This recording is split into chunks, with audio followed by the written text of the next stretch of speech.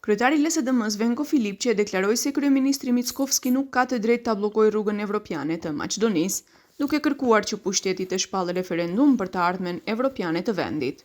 Sipas tij, VMRO-DPMNE-ja erdhi në pushtet me gënjeshtra dhe po frikson qytetarët me rrezikimin e gjuhës dhe identitetit, vetëm për të penguar ndryshimet kushtetuese që sipas tij nuk sjellin asnjë rrezik.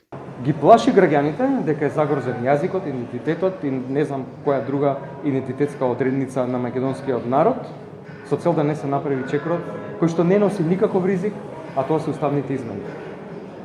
Така да, билатералните прашања со било која земја членка на Европска унија не се никако дел од нашата преговарачка рамка.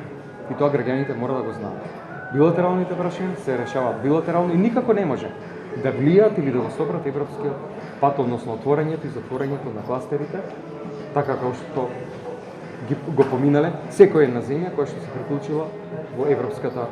Nga VMRO-DPMNE u përgjigj zëdhënësi Valentin Manasieski, i cili tha se Maqedonia nuk do të zbatojë ndryshimet kushtetuese pa garanci të qartë, të fortë dhe me shkrim nga Bashkimi Evropian. Sipas tij, Maqedonia pagoi çmime shumë të shtrenjta me ndryshimin e emrit kushtetues për shkak të politikave të gabuara të LSDM-s në ndrejtimin e Zaevit dhe Filipçes. Македонија без гаранции од Европската унија нема да спроведе уставни измени. Филипче на својот бугарски председател да пренесе дека очекуваме испорака на пресудите од Страсбург. Македонија поради лековерност и погрешните политики на Социјалдемократскиот сојуз, предводени од Зоран Заев и Венко Филипче, плати прескапа цена со промена на уставното име на државата.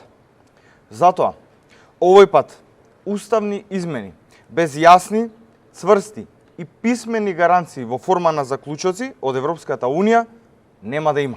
Ndryshe, Maqedonia e Veriut është kandidate për antarësim në Bashkimin Evropian që nga viti 2005, njëra nga pritjet më të gjata në historinë e zgjerimit evropian. Por rruga drejt antarësimit ka mbetur e bllokuar kryesisht për shkak të një kushti të vetëm, ndryshimet kushtetuese. Kryeministri Mickovski ka deklaruar qartë se qeveria e tij nuk do të nisë ndryshimet kushtetuese derisa nuk merr garanci nga Bashkimi Evropian se më nuk do të ketë kërkesa të reja nga Bullgaria.